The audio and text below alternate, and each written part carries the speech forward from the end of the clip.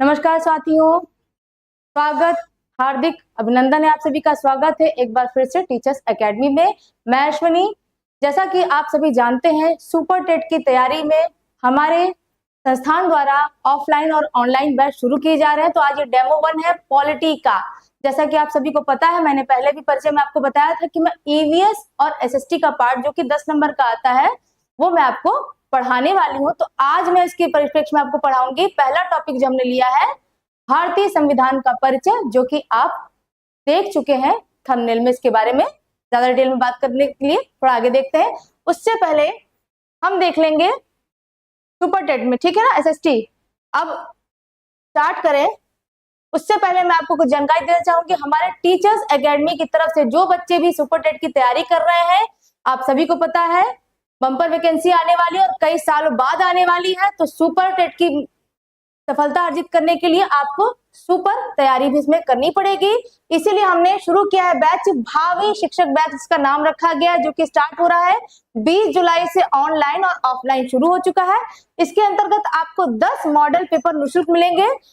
इन 10 model paper को निःशुल्क प्राप्त करने के लिए आप आज ही ज्वाइन करिए हमारे टेलीग्राम चैनल को। लिंक आपको डिस्क्रिप्शन बॉक्स में दे दिया जाएगा, ठीक है। तो ये हो गई जानकारी, और इंक्वायरी के लिए आप दिए गए इस नंबर पे आप कॉल कर सकते हैं। अब चलिए आते हैं मुद्दे की बात पर, ठीक। चलिए साथियों, जैसा कि आप सभी जानते हैं, आज हम पढ़ने वाले हैं भारतीय संविधान का परिचय, ठीक है। भारतीय संविधान का परिचय। चलिए, क्या हो गया,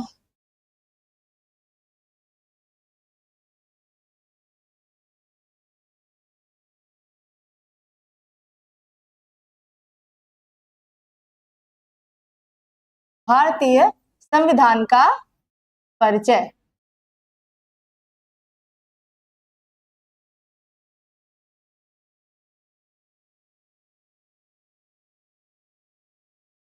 N introduction to Indian constitution, जिसको इंग्लिश में हम कहेंगे इंट्रोडक्शन टू।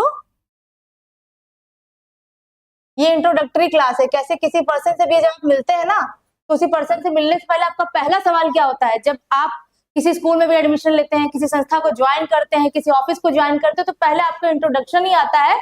तो किसी भी विषय को पढ़ने से पहले उसका इंट्रोडक्शन जानना जरूरी है। तो हम पढ़ रहे हैं भारतीय संविधान को, तो आज उसकी झलक और उसका थोड़ा सा इंट्रोडक्शन आज आपको इस क्लास में देखने को मिलेगा। तो सभी साथी बने रहे। इंट्रोडक्शन टू इंडियन कॉन्स्टिट्यूशन, ठीक है, इंडियन कॉन्स्टिट्यूशन। इंडियन कॉन्स्टिट्यूशन की हमने बात की।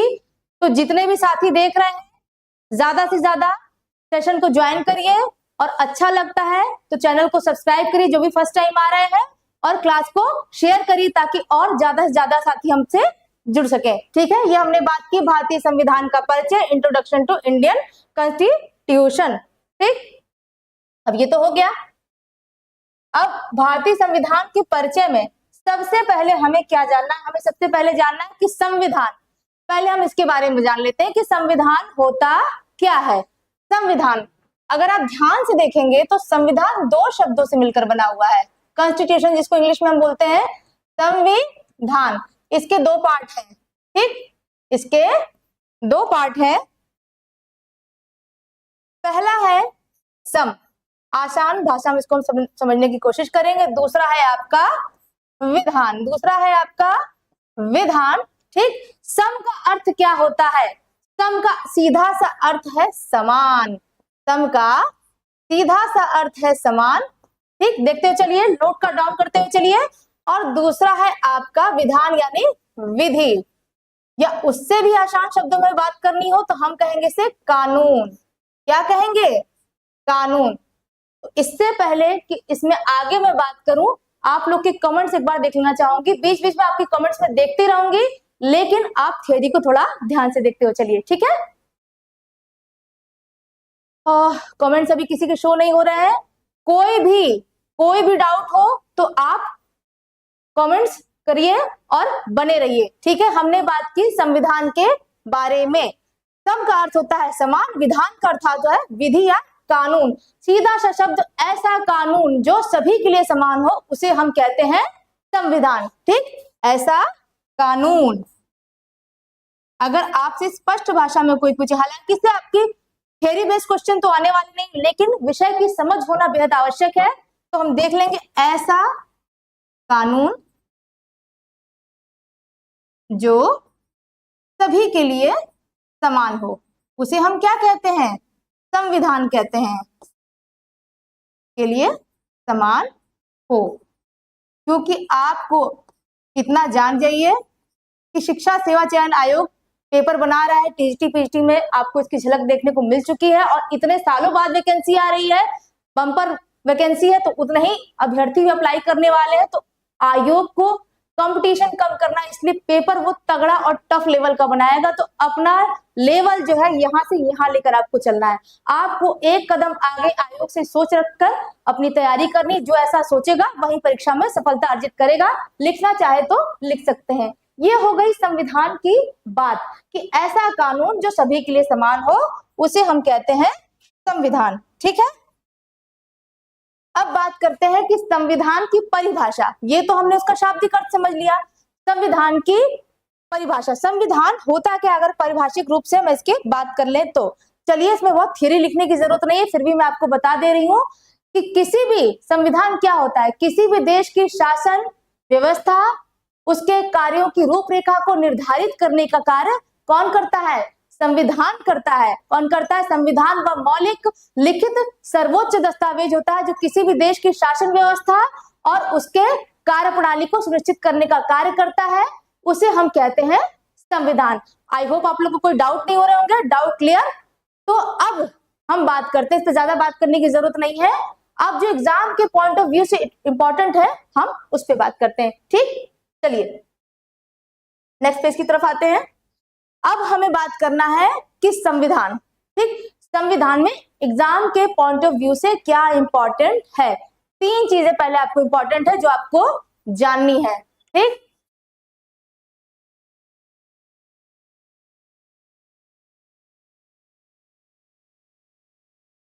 भारतीय संविधान। ठीक, ये तो हमने बात की संविधान की, लेकिन उसी संविधान के परिप्रेक्ष्य में हम बात कर रहे हैं इंडियन कॉन्स्टिट्यूशन की। इंडियन कॉन्स्टिट्यूशन की हम बात कर रहे हैं। तो एक बेसिक सा सवाल आपका यहां से तैयार होता है कि भारतीय संविधान का पिता किसे कहा जाता है। कई बार एग्जाम में क्वेश्चन हालांकि कॉमन सा लगता है, लेकिन मैं ये सोच के तैयारी करवा रही हूँ उन सभी बच्चों का, ये जानकर कि जिनको कुछ भी नहीं आता है, आप एकदम बेसिक भी आपका तैयार नहीं है आप, और इतना जान जाइए कि हमारे यहाँ जो तैयारी की जाएगी, तैयारी में आपको तैयारी के साथ साथ ट्रिकी शॉर्ट्स के माध्यम से, आपको ट्रिक शॉर्ट्स के माध्यम से तैयारी कराई जाएगी। पीडीएफ नोट्स भी प्रोवाइड किए जाएंगे और लगातार आपके टेस्ट भी होंगे। गारंटी के साथ मैं कहती हूँ कि अगर भारतीय संविधान या ईवीएस एसएसटी का पोर्शन में अपनी ही बात करूं, आपका 10 में से एक भी नंबर इधर उधर नहीं जाने वाला है। एक भी, अगर आपने मेरे बताए तरीके से आपने पढ़ाई की, आपको किसी ना रिसोर्स की जरूरत है ना ही किसी बुक की आवश्यकता है। ठीक है, तो ये हो गया भारतीय संविधान। भारतीय संविधान का पिता, ठीक, भारतीय संविधान का पिता हम किसे कहते हैं, पिता। अब अपने पिता का नाम नहीं लिखना है, भारतीय संविधान के पिता का नाम लिखना है। पिता डॉक्टर बी.आर. अंबेडकर, ठीक है, जिन्हें हम बाबा साहब कहते हैं। ये हमारे भारतीय संविधान के पिता कहे जाते हैं। क्यों?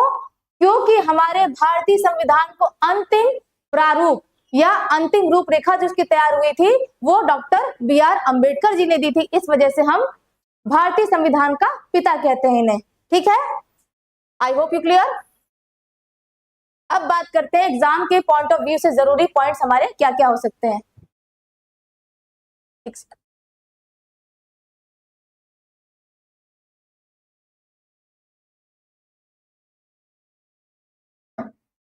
ठीक, कमेंट्स शो नहीं हो रहे हैं क्या, कि आप लोग कर नहीं रहे हो कमेंट शो नहीं हो रहा है, मुझे ऐसा लग रहा है आप लोग के।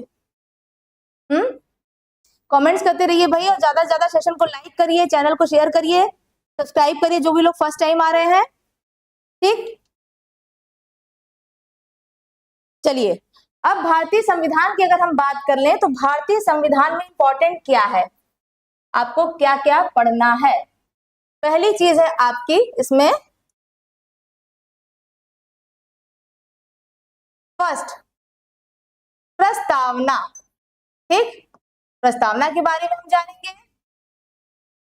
दूसरा है आपका भाग और तीसरा है आपका अनुसूचिया। तीसरा है आपका अनुसूचिया। ठीक, अब थोड़ा इनके इंग्लिश वर्जन की बात कर ले, बहुत लोग इसमें इंग्लिश मीडियम वाले भी होंगे कि प्रस्तावना को इंग्लिश में क्या बोलते हैं हम, प्रीएम्बल। क्या बोलते हैं, प्रीएम्बल। ठीक, प्रीएम्बल। कलर चेंज कर सकते हैं, हो सकता है आपको एक जैसा दिखने में दिक्कत हो रही हो। भाग, पार्ट। ठीक, तीसरा है आपका अनुसूचिया, जिसे इंग्लिश में हम क्या बोलते हैं, शेड्यूल। क्या बोलते हैं, शेड्यूल। ठीक, प्रीएम्बल, पार्ट और शेड्यूल। अब हम बात करते हैं सबसे पहले प्रस्तावना के बारे में। चलिए, प्रस्तावना, ये तीन चीज हमें बहुत इंपॉर्टेंट है, बारी बारी से इस पे हम बात करेंगे। सबसे पहले हम बात करने वाले हैं प्रस्तावना पे। ठीक है, प्रस्तावना, जिसे हम इंग्लिश में बोलते हैं प्रीएम्बल। ठीक, प्रीएम्बल। अब एक छोटी सी चीज एग्जाम्पल के माध्यम से शायद मैं आप लोग को समझाऊं तो जल्दी समझ में आए कि प्रीएम्बल होता क्या है। फॉर एग्जाम्पल, जब हम बुक शॉप पे कोई बुक लेने जाते हैं तो सबसे पहला जो उसका सामने वाला पेज हमारे सामने खुलकर आता है, उस पर क्या लिखा रहता है, भूमिका, प्रेफरेंस, भूमिका, प्रीफेस जो होता है ना, भूमिका। संविधान भी वही है, या उससे भी बढ़िया उदाहरण दे आप लोग को, जब आप कोई मूवी देखने जाते हैं तो उसका ट्रेलर देख के हम निर्धारित करते हैं कि भाई मूवी कैसी होगी। बीच में बहुत ट्रेंड में आया था धुरंधर मूवी। अब इस तरह से मैं आप लोग को समझाऊंगी, ज्यादा समझ में आएगा कि धुरंधर को आप लोगों ने देखा था, धुरंधर ट्रेलर देखती है ऑडियंस, उसको कहती है हाँ भाई ट्रेलर इतना मजेदार है तो मूवी भी बहुत शानदार होगी, बिल्कुल देखने चलते हैं। तो जैसे ट्रेलर डिसाइड करती है कि मूवी कैसी होगी, किताब का पहला पन्ना डिसाइड करता है कि बुक कैसी होगी, उसी प्रकार हमारे प्रस्तावना में हमें दर्शन देखने को मिलते हैं हमारे भारतीय संविधान का। ठीक है, भारतीय संविधान का दर्शन है ये प्रीएम्बल। ठीक, अब बात करते हैं कि भारतीय संविधान में प्रस्तावना क्यों इंक्लूड किया गया। ठीक है, क्यों इंक्लूड किया गया, बीच बीच में कमेंट करना चाहे तो कमेंट से आप लोग कर सकते हैं, क्यों इंक्लूड किया गया प्रस्तावना। जब इंक्लूड किया, उससे पहले की बात मैं आपको बता दूं, जब हमारे भारतीय संविधान निर्माता प्रस्तावना संविधान का निर्माण कर रहे थे तो उन्होंने कई देशों के संविधान को खंगाला। ये सब आप सभी लोग जानते हो, कई देशों के संविधान को खंगालने के बाद हमारे देश का संविधान तैयार हुआ है। तो उसी परिप्रेक्ष्य में जब हमारे संविधान निर्माता ने अमेरिका के संविधान को देखा तो सबसे पहले प्रस्तावना की झलक इन्हें देखने को कहां मिली, अमेरिका के संविधान में। कहां देखने को मिली, अमेरिका के संविधान में। ठीक है, झलक मिलती है अमेरिका से। ठीक है, कि झलक देखने को मिलती है, तो उन्हें जब इसकी इंपॉर्टेंस देखने को मिला तो लगा कि नहीं, इंक्लूड करना चाहिए यार, हमारे पास भी ये चीजें होनी चाहिए, हमारे संविधान की भी अपनी एक प्रस्तावना होनी चाहिए जो कि हमारे संविधान का दर्शन हो, इसलिए प्रस्तावना को इंक्लूड करते हैं। ठीक, लेकिन प्रस्तावना का अमेरिका में झलक देखने को मिली। अब बात करते हैं कि प्रस्तावना को इंक्लूड कब किया गया, तो जरा कमेंट करके अगर कोई बता सकता है तो बताए।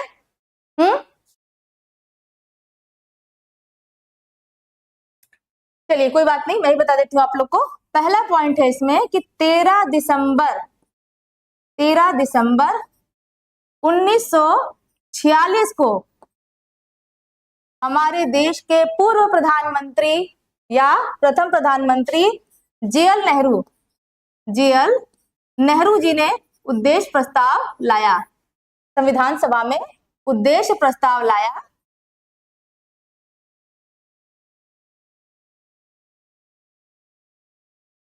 और यही उद्देश्य प्रस्ताव का आगे चलकर नाम संशोधित करके क्या रखा गया, प्रस्तावना। ठीक है। कब लाया? 13 दिसंबर 1946 को। बेसिक था, यहाँ एक क्वेश्चन आपको देखने को प्रस्तावना से एक दो जरूर मिलेगा।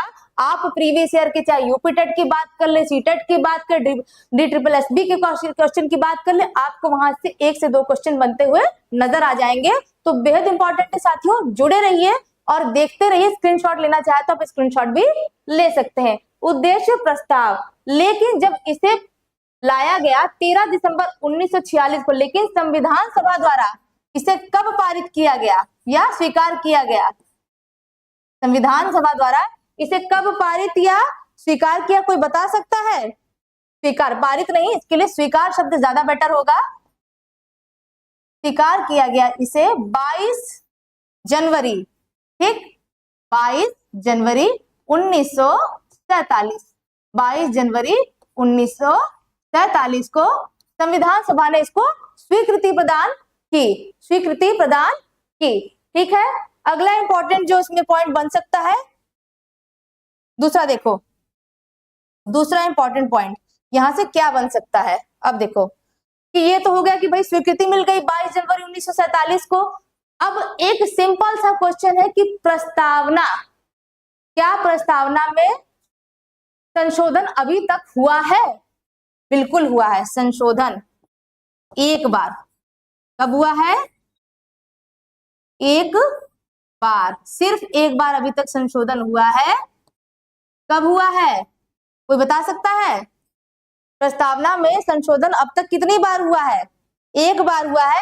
और ये 42वें संविधान संशोधन अधिनियम, 42वें संविधान संशोधन द्वारा यानी 42nd अमेंडमेंट द्वारा 1976 में, 1976 में इसमें संशोधन किया गया है। सिर्फ एक बार, सिर्फ एक बार। और किस अनुच्छेद के तहत? ये भी बेसिक सा क्वेश्चन है। जब हमारी प्रॉपर क्लासेस चलेंगी,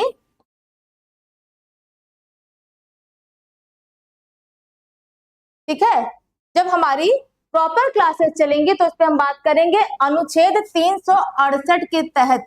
लेकिन ये किया गया संशोधन संशोधन नहीं माना जाएगा। ठीक, ये संशोधन एक ही बार हुआ, अनुच्छेद आर्टिकल 368 के तहत। कब हुआ था? 1976 में। और 3 नए शब्द जोड़े गए। ठीक है, इसके अनुसार प्रस्तावना में 3 नए शब्द संशोधन द्वारा जोड़े गए। वो क्या क्या थे जान लेते हैं। प्रस्तावना में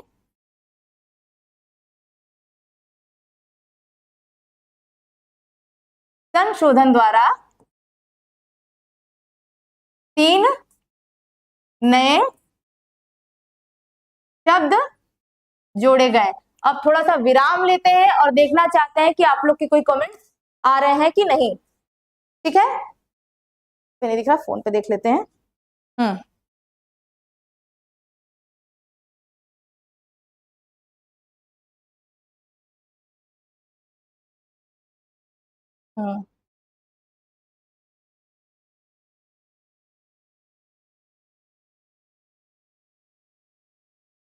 चलिए कोई बात नहीं, ज्यादा से ज्यादा इस सेशन को आप लोग देखिए, जुड़िए, और सेशन पसंद आता है तो शेयर भी करिए। और सुपर टेट की फिर से एक बार मैं बता दूं कि सुपर टेट की सुपर तैयारी के लिए हमारे टीचर्स एकेडमी की तरफ से भावी शिक्षक बैच शुरू किया जा रहा है, ऑनलाइन ऑफलाइन दोनों मोड में। 20 जुलाई से। ज्यादा जानकारी के लिए आप इंक्वायरी नंबर पे इंक्वायरी करके पता कर सकते हैं और अपनी सफलता निश्चित करने के लिए इस भावी शिक्षक बैच को ज्वाइन करिए। अनुभवी शिक्षकों द्वारा, बेहतर टीम के द्वारा यहाँ पर आपको मार्गदर्शन दिया जाएगा, नोट्स दिया जाएगा, टेस्ट दिया जाएगा, ताकि आपकी सफलता में कोई भी बाधा ना आए। साथियों, इस बात का ध्यान रहे कि आपकी सफलता में ही हमारा भविष्य छुपा हुआ। अगर ज्यादा से ज्यादा सिलेक्शन हम जितना देंगे उतना ही हमारा भी भविष्य बेहतर होगा। ठीक, चलिए अब बात करते हैं, एक सेकेंड। हम बात कर रहे थे प्रस्तावना में 3 नए शब्द जोड़े गए थे। ठीक है, 3 नए शब्द जोड़े गए थे। वो क्या थे?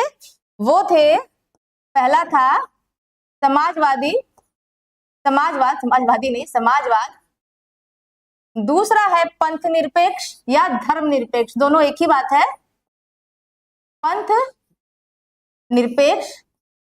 और तीसरा है अखंडता, अखंडता, ठीक है, अखंडता। ये 3 नए शब्द आपको प्रस्तावना में देखने को मिलते हैं। ठीक, अब हम बात करते हैं कि प्रस्तावना के में निहित कुछ मूल तत्व हैं, कुछ मूल तत्व हैं, उनके बारे में हम बात करते हैं। ठीक, अब हेडिंग डालिए आप सभी, प्रस्तावना के मूल तत्व। एक एक लाइन में सबके बारे में हम जान लेंगे।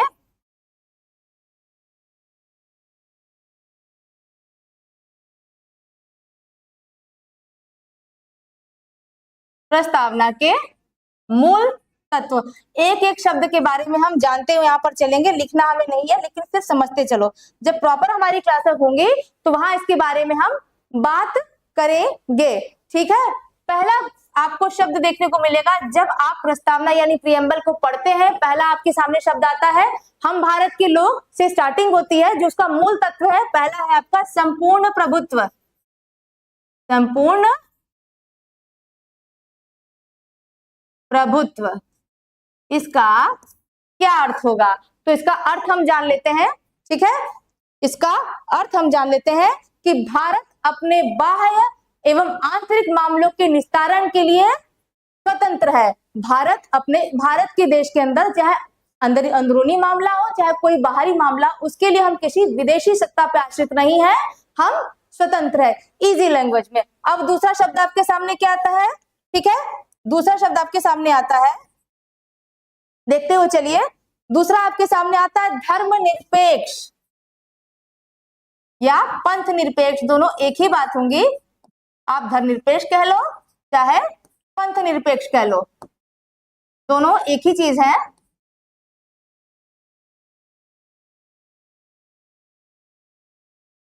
ठीक, धर्मनिरपेक्ष, आप शब्दों पे जरा ध्यान देते हुए चलिए तो आपको समझ में आएगा। इसको कब जोड़ा गया था? इसको जोड़ा गया था कि 1976 में संविधान संशोधन, 42वें संविधान संशोधन के द्वारा इसको जोड़ा गया था। इसका सीधा सा अर्थ है कि भारत एक धर्मनिरपेक्ष राज्य है, यहाँ पर सभी धर्मों को समान रूप से देखा जाता है और किसी भी विशेष धर्म को प्रोत्साहित नहीं किया जाता है। इसलिए भारत के कहते हैं धर्म, इसकी झलक हमें देखने को मिलती है। जब आगे हम अनुच्छेद पढ़ेंगे तो अनुच्छेद 25 से 28 में आपको इसकी झलक देखने को मिलेगी। ठीक है, 25 से 28 में आपको इसकी झलक देखने को मिलेगी। अब अगले शब्द की तरफ आते हैं। ये हो गए 2 शब्द, संपूर्ण प्रभुत्व, धर्मनिरपेक्ष। अब इसके बाद आते हैं लोकतांत्रिक। ठीक है, लोकतांत्रिक, लोकतांत्रिक,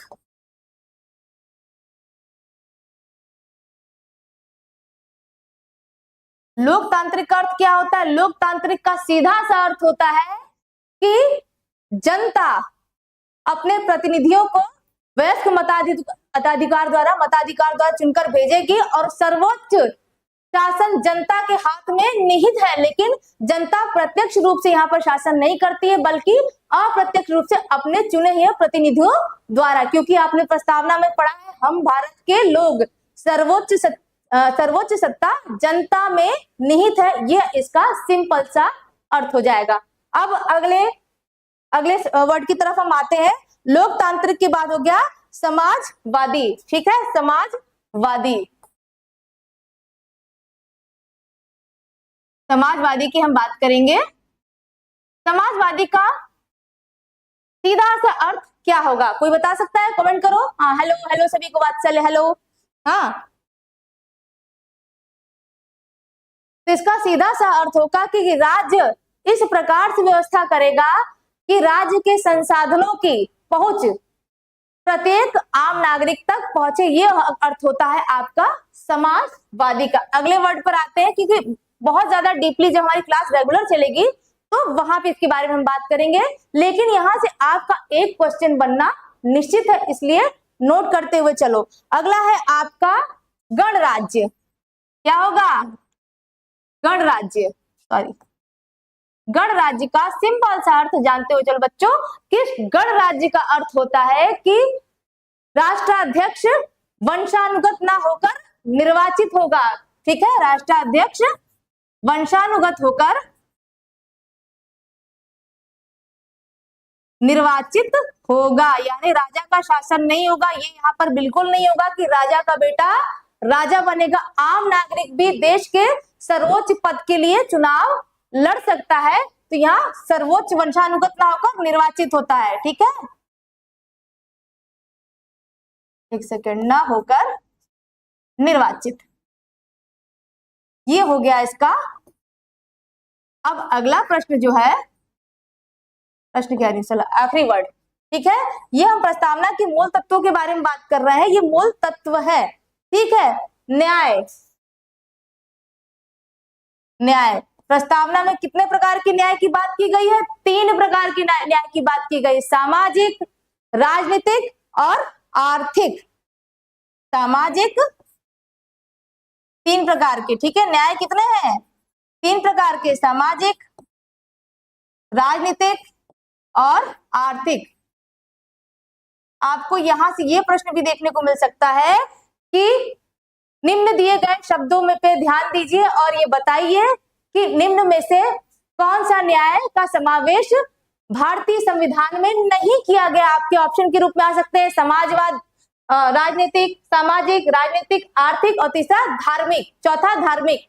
इस तरह करके आपके क्वेश्चन आ सकते हैं। तो 3 प्रकार के न्याय की बात की गई है। अगला है बंधुत्व। कितने प्रकार के बंधुत्व? प्रकार के बारे में हम डिटेल में जब क्लास चलेगी तब बात करेंगे। 5 प्रकार के बंधुत्व के बारे में बात की गई है। और समता, 2 प्रकार के समता, 2 प्रकार के समता, ये याद कर लेना। 3, 5, 2 का फॉर्मूला याद कर लेना। ठीक है, ये न्याय, ये बंधुत्व, ये अवसर, 3, 5, 2 के बारे में बात कर लेना। तो ये हुआ प्रस्तावना। अब हम अगले इंपॉर्टेंट पॉइंट की तरफ आते हैं। ठीक है, अगला इंपॉर्टेंट पॉइंट है, हमने प्रस्तावना के बाद में बात की थी भाग। ठीक, भाग, एक सेकेंड,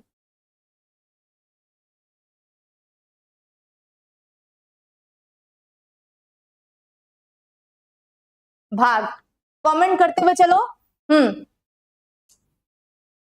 बहुत कम लोग अभी तक जुड़े हैं भाई।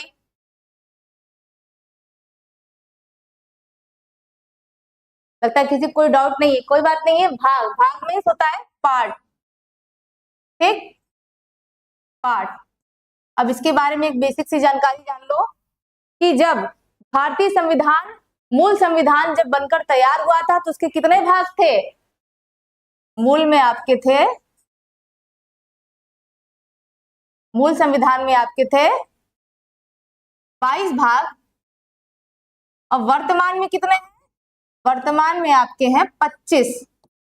कितने हैं? 25 भाग। ठीक है, कितने हैं? 25 भाग।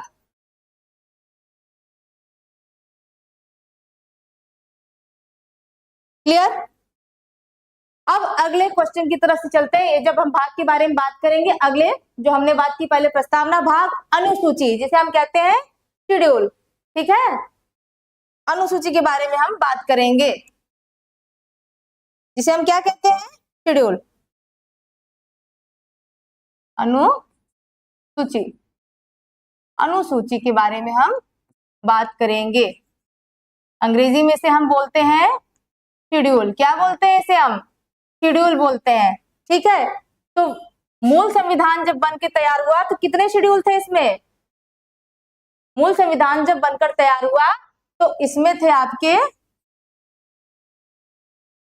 8 थे, 8 शेड्यूल थे। वर्तमान में कितने हैं? वर्तमान में 12 है। यहां से आपको अनुसूचियों की अगर मैं बात कर लूं तो 1 या 2 प्रश्न आपका आना निश्चित है, क्योंकि अनुसूचियों से बेहद सवाल बन सकते हैं, कुछ कठिन सवाल भी बन सकते हैं, संशोधन भी इसमें कुछ हुए हैं, कुछ नई चीजें जोड़ी गई हैं। तो ये आपको ध्यान देने की जरूरत है। आप रिसेंटली जो भी पेपर हुए हैं उनको उठा के देखिएगा तो यहाँ से क्वेश्चन आपके बने, पीवाईक्यूज उठा के देख लियो, यहाँ से क्वेश्चन आपके आ सकते हैं और आए भी हैं। ठीक है, अब बात कर लेते हैं कि मूल में 8 और वर्तमान में 12। ठीक है, शेड्यूल। अब सभी शेड्यूल्स की हम बात करेंगे। सबसे पहले हम बात करेंगे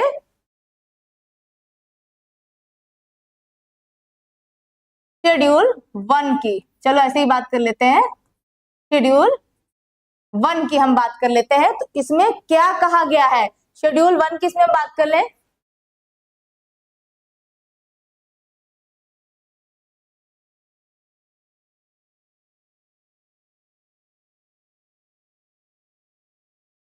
चलो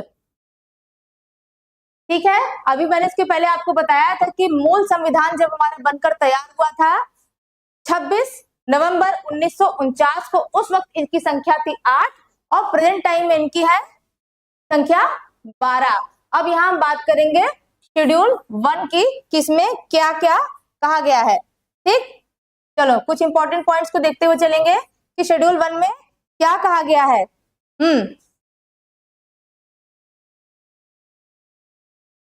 ठीक है, तो पहले में कहा गया है संघ व राज्य क्षेत्र, संघ व राज्य क्षेत्र की बात कही गई है। ठीक है, संघ व राज्य क्षेत्र की इसमें बात कही गई है। कोई भी डाउट हो तो आप कमेंट सेक्शन में कमेंट कर सकते हैं, पूछ सकते हैं।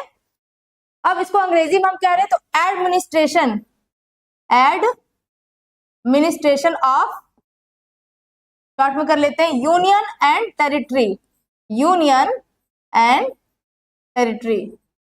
ठीक है,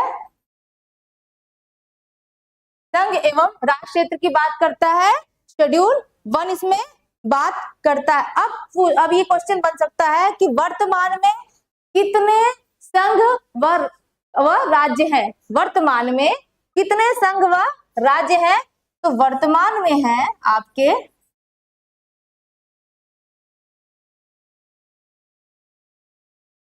28 राज्य व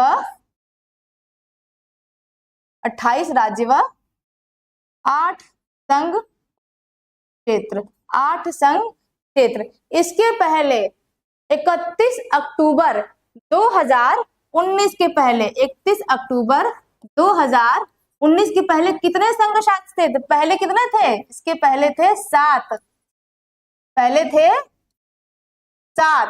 अब आप कहोगे कि मैम अभी तो आप 7 8 बोल रहे हो, 7, लेकिन 31 अक्टूबर आपका क्वेश्चन यहां से आ सकता है कि 2019 को दो संघ क्षेत्र बने थे। ठीक है, एक आपका जेएनके, जिसे राज्य का दर्जा छीनकर इसे संघ क्षेत्र घोषित कर दिया गया, उसका 2 पार्ट किया गया। जेएनके यानी जम्मू एंड कश्मीर, इसके 2 भाग इस पर डिवाइड कर दिए गए। एक में आया जेएनके और इससे एक अलग कौन हो गया, लद्दाख।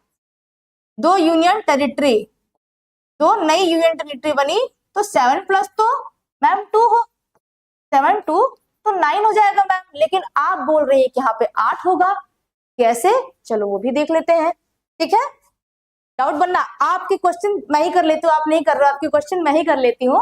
चलो ठीक है, अब हो गया 7 + 2। अब ये कैसे हो गया, चलो इसके बारे में बात कर लेते हैं। कि ये जो 7 + 2 जो है इसमें -1 हो गया। ठीक है, 7 + 2 किया तो 9 हो गया और 9 में -1 हो गया। अब कौन 1 हो गया, ये भी देख लो। ठीक है, ये भी देख लो।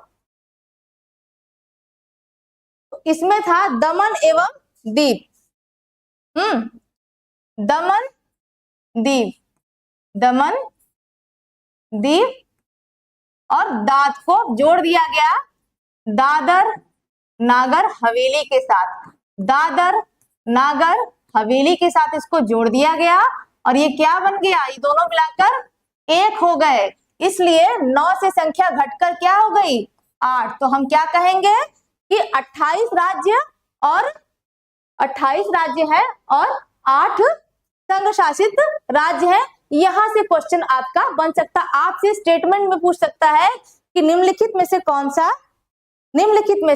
कौन सा नहीं है, कौन सा संघ शासित क्षेत्र नहीं है। आप नाम जाने रहेंगे तो ही कर पाएंगे। ठीक है, चलिए अब आते हैं अगले पार्ट की तरफ। ठीक है, अगले पार्ट की तरफ हम आते हैं। हमने बात की अभी शेड्यूल 1 की, शेड्यूल 1 की हमने बात की। ठीक है, अब इसके बाद हम बात करेंगे शेड्यूल 2 की। ठीक है, आगे हम चलते हैं। किसी को कोई भी डाउट हो, कोई भी क्वेश्चन हो तो प्लीज आप कमेंट बॉक्स में कमेंट कर सकते हैं। और एक चीज और, सेशन खत्म होने के बाद जब भी हमें ऑनलाइन पढ़ाया जाएगा आपको या ऑफलाइन, आपको हमेशा प्रैक्टिस कराई जाएगी। आज की क्लास को पूरी देखना, क्योंकि लास्ट में मैं आपको 5 क्वेश्चन करने को दूंगी जो मैंने आज पढ़ाया है। आंसर उसका आप देंगे, कमेंट बॉक्स में आंसर करेंगे, ठीक है। तो पूरे सेशन को देखते हुए चलिए और बने रहिए। बहुत कम साथी अभी तक ज्वाइन कर रहे हैं, बहुत कम साथी अभी तक ज्वाइन कर रहे हैं। क्यों भाई, सुपर टेट की वैकेंसी के लिए लग रहा है सीरियस नहीं है आप सभी? क्यों भाई, क्या हो गया? धुरंधरो, जल्दी से ज्वाइन करो। चलो, हमने बात की थी शेड्यूल 1 की, अब हम बात करेंगे शेड्यूल 2 की। किसकी बात करेंगे? अब हम बात करेंगे शेड्यूल 2 यानी अनुसूची 2 की, अनुसूची 2 की, ठीक है। एक बात जान लो, ये जो अनुसूची वाला पार्ट है ना, ये आपको मैच द फॉलोइंग करके भी आ सकता है, वन लाइनर फॉर्मेट में भी आ सकता है, और यहाँ से टफ क्वेश्चन बन सकते हैं, और मैक्सिमम 2 क्वेश्चन आने ही आने हैं। इसकी गारंटी मैं आपको देती हूँ, इसकी गारंटी मैं आपको देती हूँ। ना हो तो पेपर आने के बाद मुझसे बात करना या मिलना, तो आप कहोगे नहीं मैम आप सही कह रही थी। और इतनी गारंटी ये भी है कि इस क्लास को जो जो बच्चे देखेंगे या हमारे बैच को ज्वाइन करते हैं, आपका 1 नंबर एसएसटी की स्पेशली मैं बात कर लूं, 1 नंबर इधर से, वैसे कि तो मेरी पूरी टीम बहुत अच्छी है, सारे अनुभवी शिक्षक आपको यहाँ पढ़ा रहे हैं, लेकिन अगर आप हमारे दिए गए नोट्स टेस्ट सीरीज को फॉलो करते, आपको किसी अन्य मटेरियल की तरफ जाने की जरूरत नहीं है। क्योंकि जब भी हम जाते हैं, जब भी हम बुक शॉप पे जाते हैं, ढेर सारी अंबार लगे होते किताबों का, बड़ा कंफ्यूजन क्रिएट होता है, ये भी पढ़ ले ये भी पढ़ ले, उसी उलझन में बच्चा पढ़ता ही रह जाता है, नया मटेरियल लेता ही रह जाता है, लेकिन रिवीजन नहीं कर पाता है, प्रैक्टिस नहीं कर पाता। और इतना जान लो, practice makes a man a perfect man. Okay, हाँ अनीता राज, हाँ हेलो अनीता, सभी को नमस्ते, ठीक है। अब हम बात करते हैं कि शेड्यूल 2, हमने अभी बात की थी शेड्यूल 1 की, अब जान लो कि शेड्यूल 2 किसकी बात करता है। शेड्यूल 2 और 3 ध्यान से देखते हुए चलना मेरे साथियों, यहां से एक प्रश्न बनने की आपको, और घुमाने वाले प्रश्न बनने की बहुत यहाँ पर प्रबल संभावना है। वो कैसे, अभी हम आगे जानते हैं कि शेड्यूल 2 क्या बात करता है, ठीक है। शेड्यूल 2 क्या बात करता है? तो ये बात करता है संघ के पदाधिकारियों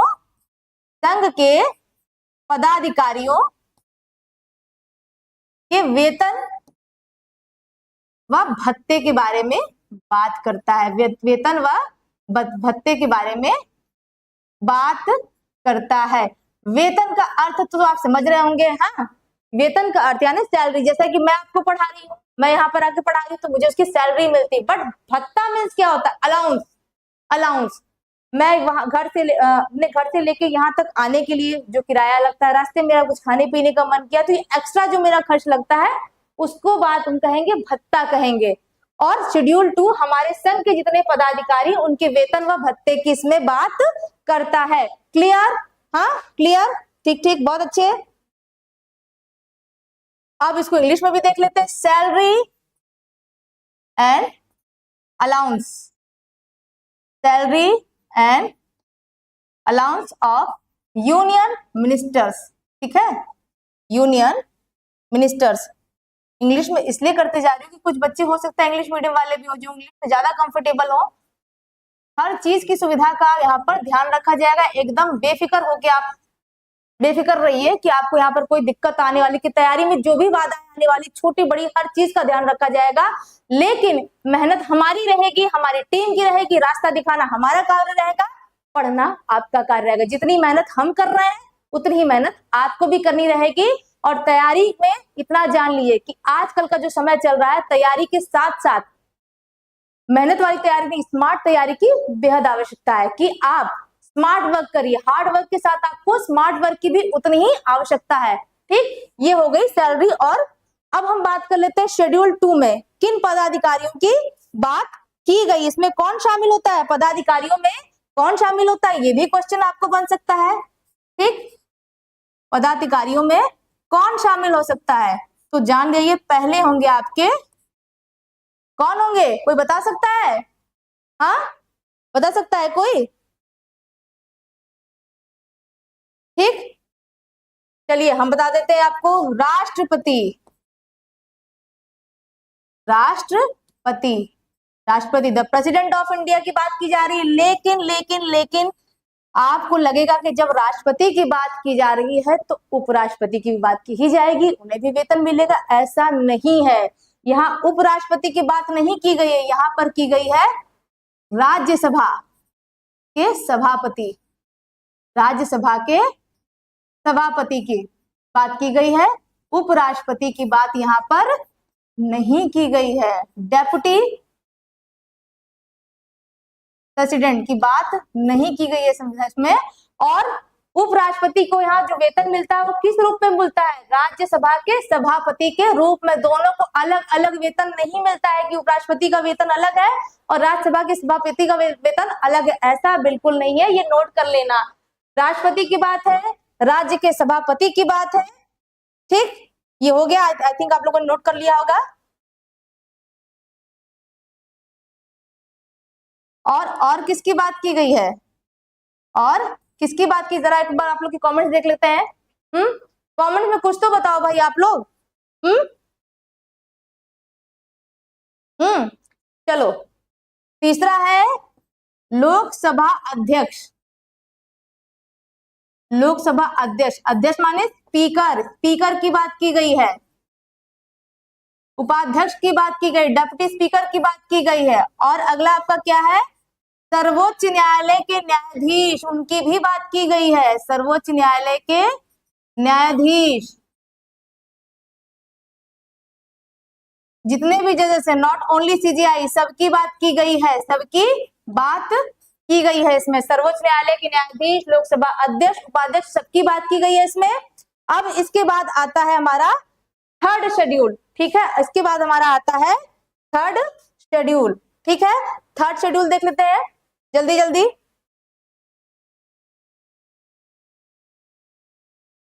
थर्ड शेड्यूल शॉर्ट फॉर्म में मैं लिख दे रही हूं, तीसरी अनुसूची। तीसरी अनुसूची की बात इसमें की गई है। अब इसमें आपको टकराव देखने को मिलेगा सेकेंड शेड्यूल से। पूछिए कैसे, अभी देखिएगा तो समझ में आएगा, और यहीं से घुमाने वाला प्रश्न आपको देखने को मिलेगा, ठीक है। थर्ड शेड्यूल में क्या बात किया गई है कि संघ के पदाधिकारियों द्वारा ली जाई जाने वाली शपथ, संघ के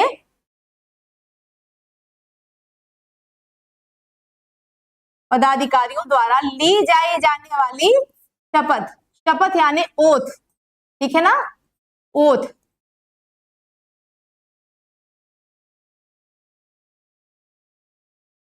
की बात की गई। लेकिन अभी जब हमने सेकेंड शेड्यूल को देखा तो किन किन पदाधिकारियों की बात हुई थी उसमें? राष्ट्रपति, उपराष्ट्रपति, लोकसभा अध्यक्ष, उपाध्यक्ष और सर्वोच्च न्यायालय के न्यायाधीश। लेकिन लेकिन लेकिन यहां पर अगर आपके सामने ऑप्शन आता है कि थर्ड अनुसूची, इस प्रकार क्वेश्चन आ सकता है कि निम्न में से किस पदाधिकारी की बात संघ अनुसूची 2 में की गई है लेकिन 3 में नहीं की गई है? आपके सामने ऑप्शन आ जाएगा लोकसभा अध्यक्ष, उपराष्ट्रपति, राष्ट्रपति, सर्वोच्च न्यायालय के मुख्य न्यायाधीश। तो आपका सही आंसर होगा राष्ट्रपति। राष्ट्रपति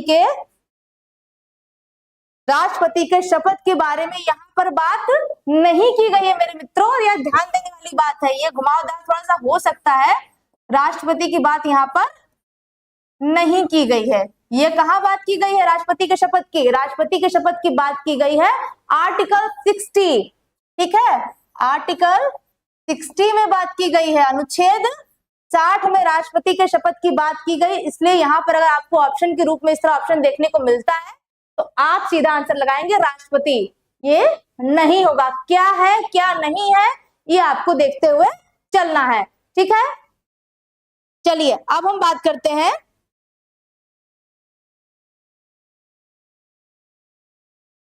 हाँ, हो गया ना। तो जितने भी पदाधिकारी का शेड्यूल 2 में वर्णन है उतने का ही वर्णन शेड्यूल 3 में भी है, लेकिन किसको छोड़कर? राष्ट्रपति को छोड़कर। राष्ट्रपति का यहाँ पर द प्रेसिडेंट ऑफ इंडिया की ओथ का जो है आर्टिकल 60 में बात की गई है। क्लियर? चलो अगले चलते हैं। अब हम बात करते हैं फोर्थ शेड्यूल की। चलो एक कलर चेंज हो गया, कोई बात नहीं।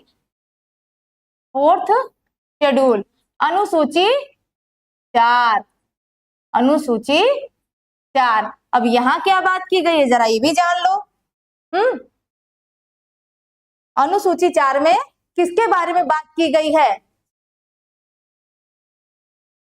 बात नहीं कर रहे आप लोग, कोई कमेंट नहीं दिख रहा आप लोग का, भाई क्यों ऐसा, क्यों इतने ढिलाई क्यों दिख रही है आप लोग की? चलो, इसमें बात की गई है राज्यसभा में सीटों के बंटवारे को लेकर। राज्यसभा में सीटों के बंटवारे को लेकर बात की गई है, ठीक है। सीटों के बंटवारे को लेकर बात की गई है, ठीक। एक चीज मैं आपको बता दूं कि राज्यसभा में सीटों का बंटवारा किस प्रकार होता है। डिस्ट्रीब्यूशन ऑफ सीट्स, अंग्रेजी फिर देख लो भाई, नहीं कहोगे दिक्कत हो रही है। Distribution of seats in Rajya Sabha.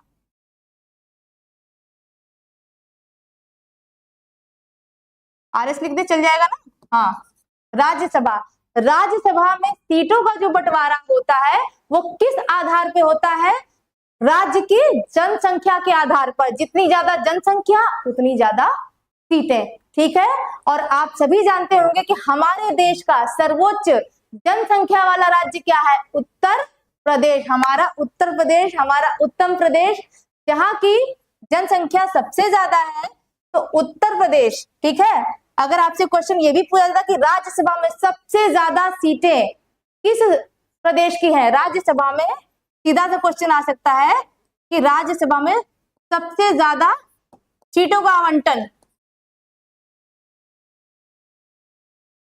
सीटों का आवंटन किस राज्य को है? वो है आपका, सीधा सा आंसर होगा यूपी। हमारा यूपी, हमारा उत्तर प्रदेश। कितनी सीटें हैं? 31। उसी प्रकार से लोकसभा में भी, लोकसभा में हमारे यूपी को सबसे ज्यादा सांसद कहां से जाते हैं लोकसभा में? उत्तर प्रदेश से, ठीक है। लोकसभा की बात आगे करेंगे। लोकसभा में 80 सीटें, तो राज्यसभा सीटों में भी नंबर 1 है और लोकसभा सीटों में भी हम नंबर 1 है, क्योंकि जनसंख्या के आधार पर सीटों का आवंटन होता है। तो सीधा सा है कि राज्यसभा में सीटों का बंटवारा, ठीक, राज्यसभा में सीटों का बंटवारा। चलो अगले शेड्यूल की तरफ हम देखते हैं। शेड्यूल 5 या इसको हम कह लेंगे अनुसूची 5। अनुसूची 5 की बात कर ले तो यहाँ पर क्या प्रमुख प्रावधान है, इसमें क्या बात की गई है? आप सभी ने अगर पॉलिटी थोड़ी सी पढ़ी होगी तो जानते होंगे कि अनुसूचित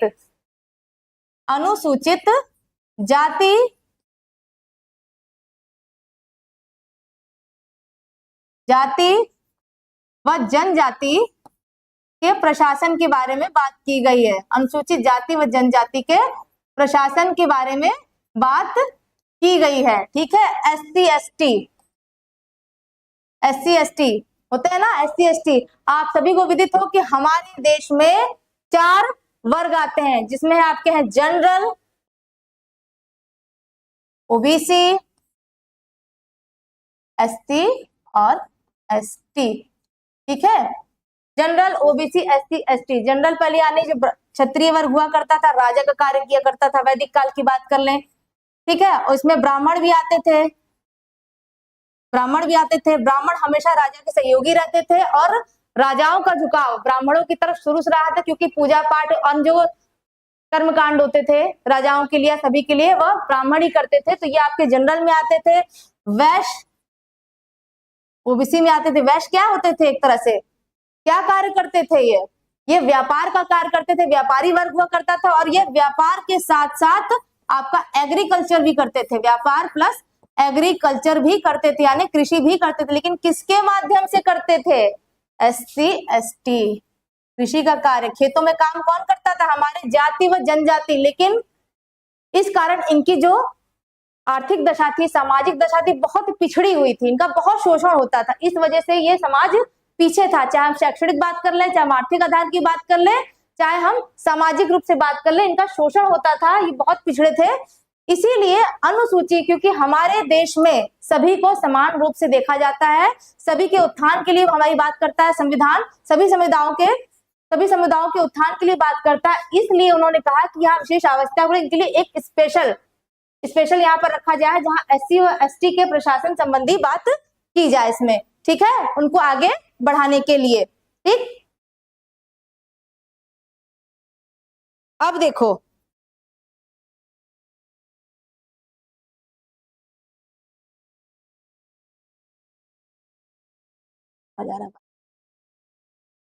ठीक है, SC ST के प्रशासन की बात की, लेकिन जनजातीय क्षेत्रों की बात की गई थी, लेकिन 4 को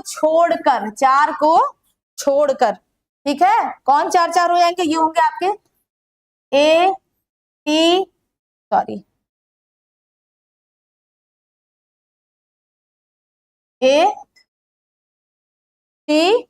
M M, देखते चलो, ATMM, इनको छोड़ के, ठीक है। इनकी बात कहाँ की गई? इनकी बात की गई है आपकी 6ठी अनुसूची में।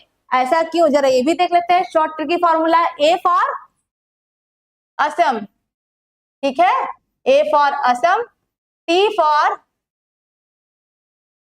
त्रिपुरा, M फॉर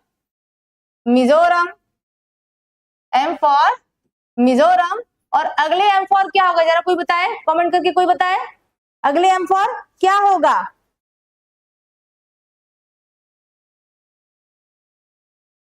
चलिए ये आप लोग खुद ढूंढिएगा, ठीक है, थोड़ा सा होमवर्क देना आप लोग को बनता है। NTMM, ठीक है, ये इनके बारे में से बात की गई थी। अब आता है 6ठा अनुसूची, ठीक है। अब हम बात करते हैं, 6ठी अनुसूची के बारे में हम बात करते हैं, ठीक। 6ठी अनुसूची में क्या रखा गया है? 6ठी अनुसूची में क्या क्या रखा गया, ये भी देख लेते हैं 6th शेड्यूल में। तो 6th शेड्यूल में थोड़ा कलर चेंज करने में टाइम लगता है, ठीक। 6th शेड्यूल में 6ठी अनुसूची में, हाँ, क्या रखा गया? ATMM के बारे में बात की गई यहाँ पर, ATMM। अब इन्हें अलग क्यों रखा गया, ये भी जान लो, ये भी तो जनजातीय क्षेत्र है। इसका कारण क्या है? कारण इनके लिए अलग प्रावधान क्यों करना पड़ा? क्योंकि इन दिए गए क्षेत्रों में, चाहे इन चारों की हम बात कर ले, तो इन दिए गए क्षेत्रों में जनजातियों की संख्या अन्य राज्यों से ज्यादा है, जनजातियों की संख्या अन्य राज्यों से ज्यादा है। इसलिए 6ठी अनुसूची में इनका प्रावधान किया गया, ताकि इन्हें पिछड़ेपन से आगे लाने के लिए कुछ विशेष व ठोस कदम उठाए जाने की आवश्यकता महसूस हुई। इसलिए इन्हें 6ठी अनुसूची में इन्हें स्थान प्रदान किया गया, ठीक है। सीधा सा उसका कारण होगा ST जनसंख्या ज्यादा है इन राज्यों में, इन चारों राज्यों में,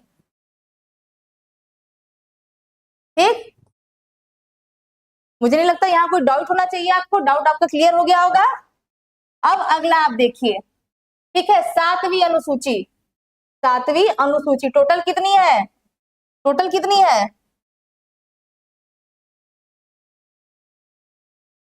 7 शेड्यूल, मैंने रोमन अंकों में लिखा है, ठीक। 7वीं अनुसूची,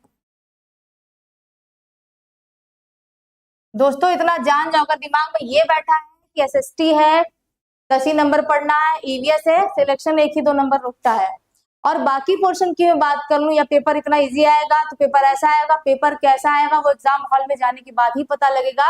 इसलिए सुपर टेट में अपनी, क्योंकि दोबारा ये सीट कब आएगी, दोबारा वैकेंसी कब आएगी, इसका कोई अंदाजा नहीं। जैसा कि आप सभी जान सकते हैं कि 2019 के बाद अब तक कोई वैकेंसी नहीं आई, तो बहुत गोल्डन चांस आप सभी के लिए। और मैं हमेशा, जितने भी अभ्यर्थी हैं, हमारी टीम हमेशा कहते हैं कि अपनी तैयारी हमेशा एक कदम आगे रखो, क्योंकि वर्तमान में जितने भी पेपर, अन्य सेवा चयन आयोग की बात कर ले हम, जितने भी आयोग पेपर कराते हैं, सबके पेपर का, आप ग्रुप D तक की बात कर लो, पेपर बहुत टफ लेवल का आता है, क्योंकि कंपटीशन ज्यादा, हर आयोग जानता है कि कैंडिडेट्स बहुत ज्यादा है, अगर उनको छाटना हम सेम पेपर देंगे तो हमें दिक्कत हो जाएगी। तो अपनी तैयारी को एकदम टफ लेवल से बना के रखो कि टफ में इजी टू मॉडरेट सब कुछ इंक्लूड हो जाता है, कि अगर इजी पेपर आया चाहे मॉडरेट या टफ आया तो आप निकाल सको उसको। अपनी तैयारी बेहतर बनाने के लिए आपको सुपर तरीके से काम करना होगा, स्मार्ट वर्क करना होगा और ज्यादा से ज्यादा प्रैक्टिस करने की आपको जरूरत होगी। इसलिए मैं चाहूंगी कि आप आज ही जुड़े हमारे टीचर्स एकेडमी के ऑनलाइन और ऑफलाइन दोनों बैचेस से आप जुड़ने का प्रयास करें। और निःशुल्क टेस्ट सीरीज की पीडीएफ अगर आपको चाहिए तो आप टेलीग्राम में दिए गए डिस्क्रिप्शन बॉक्स में लिंक पे जाइए, टेलीग्राम को ज्वाइन करिए और जल्द ही आप सभी के समक्ष सुपर टेट की एक बुक मिलेगी। नोट्स आपको हमारी संस्थान की तरफ से फ्री में दिए जाएंगे, इसलिए आज ही ज्वाइन करिए टीचर्स एकेडमी के टेलीग्राम चैनल को। ठीक है, अब ये बात हो गई 7वीं अनुसूची। 7वीं अनुसूची किसके बारे में बात करता है? तो यह केंद्र व राज्यों के मध्य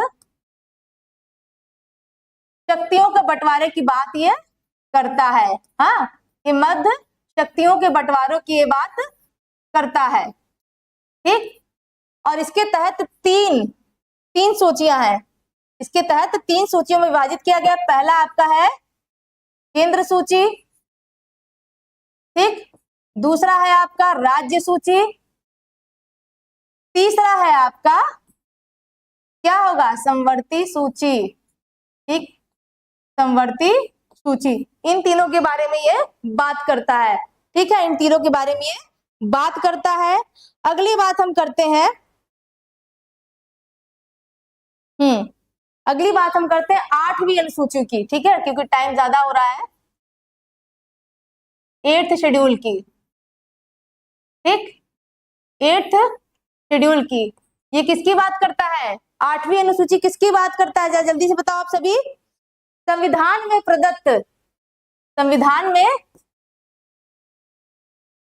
मान्यता प्राप्त भाषाओं की बात करता है। संविधान में प्रदत्त मान्यता प्राप्त भाषाओं की ये बात करता है। सीधा आप कह सकते हैं भाषा की बात करता है। मान्यता प्राप्त भाषाओं की बात करता है। मूल में कितनी थी? 14। मूल में कितनी थी? 14 भाषाएं। और वर्तमान में कितनी लैंग्वेज है? कितनी लैंग्वेज को जोड़ दिया गया? बढ़कर हो गई है 22। ठीक, अब अगला शेड्यूल जो है, ठीक, अगला शेड्यूल की हम बात कर ले, 9th शेड्यूल। ठीक, 9th शेड्यूल। जब हम हमारी क्लासेस बराबर चलेंगी तो वहां पर विस्तार पूर्वक इस पे हम चर्चा करेंगे, इसलिए थोड़ी सी जानकारी आपको दे दें। ठीक है, 9th शेड्यूल, 9th शेड्यूल में सीधा सा जान लो, उसमें बहुत ज्यादा जानने की जरूरत नहीं है। ये किसकी बात करता है? ये बात करता है भूमि सुधार की। किसकी बात करता है? भूमि सुधार की। ठीक, उसके बाद 10th शेड्यूल आपके सामने आता है। 10th शेड्यूल, अब कलर पे आप लोग मत जाना, इतने समझदार तो हो, क्योंकि समय होने वाला है, इसलिए मैं चाह रही हूँ कि बहुत ज्यादा आप लोग का समय ना जाए। तो 10th शेड्यूल किसकी बात करता है? ये बात करता है दल बदल के प्रावधान की। ठीक है, यहां से क्वेश्चन आप उठा के देखो, प्रीवियस ईयर में आपका आया हुआ है। ठीक है, दल बदल के प्रावधान की बात करता है। और इसे किस अमेंडमेंट द्वारा जोड़ा गया? इसे जोड़ा गया है 52वें संविधान संशोधन द्वारा। ठीक है, 52nd अमेंडमेंट या संशोधन द्वारा इसको जोड़ा गया है। यहां से आपका कई एग्जाम्स में, कई परीक्षाओं में ये क्वेश्चन सीधा सीधा आपका आया है, इंपॉर्टेंट है। इसके बाद अगला हम देखते हैं, टोटल कितनी? 10 थी ना, 10 के बाद हमारी बचती है,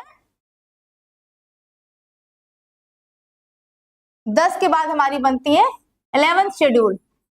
ठीक है, 11th शेड्यूल। ठीक है, 12 थी टोटल ना। इसमें हम क्या बात कहेंगे? पंचायत शक्ति के प्राधिकरण।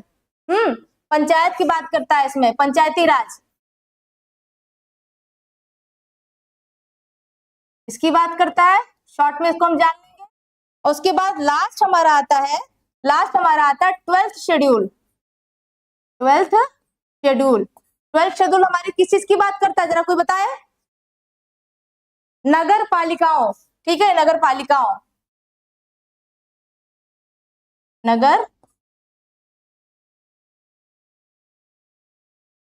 बालिकाओं के बारे में ये बात करता है। तो ये हो गए टोटल हमारे 12th शेड्यूल, और इसी से रिलेटेड अभी 5 क्वेश्चन मैं आपके सामने लेकर आऊंगी। इन 5 क्वेश्चन को मैं आपके सामने लेकर आऊंगी, इसका आंसर आप मुझे बताएंगे, मैं नहीं बता, जिसने पूरी वीडियो देखी होगी वो आंसर को कर लेगा। और जाने से पहले एक बार फिर हमारे भावी शिक्षक बैच जो कि सुपर टेट के लिए हमारे टीचर्स एकेडमी द्वारा ऑनलाइन ऑफलाइन 20 जुलाई से स्टार्ट किया जा रहा है। तो जुड़ने के लिए, भावी शिक्षक बैच से अपनी सफलता निश्चित करने के लिए, अपनी एक सीट निश्चित करने के लिए आज ही ज्वाइन करें टीचर्स एकेडमी को, और इंक्वायरी के लिए दिए गए नंबरों पर आप कॉल कर सकते हैं। अब आते हैं क्वेश्चंस की तरफ, क्योंकि बच्चों अब आज का क्लास का सेशन खत्म होने वाला है। तो जरा एक बार देख लेते हैं। देखो, पहला क्वेश्चन है कि भारतीय संविधान की किस अनुसूची में दल बदल विरोधी कानून से संबंधित प्रावधान दिए गए हैं। ठीक है, भारतीय संविधान की किस अनुसूची में दल बदल विरोधी कानून से संबंधित प्रावधान दिए गए हैं, इसका आंसर आप मुझे कमेंट बॉक्स में कमेंट करके बताएंगे। नेक्स्ट क्वेश्चन देखो कि भारतीय संविधान की 8वीं अनुसूची में कुल कितनी भाषाओं को मान्यता प्राप्त है। कुल कितनी भाषाओं को मान्यता प्राप्त है, अभी मैंने आपको पढ़ाया है, बिल्कुल आंसर करिएगा। और अगला है कि पंचायतों की शक्तियों, अधिकार और जिम्मेदारियों से संबंधित प्रावधान संविधान की किस अनुसूची में शामिल किए गए। 10वीं, 11वीं, 12वीं, 9वीं। स्क्रीनशॉट लेना चाहो तो ले सकते हो, ले लो।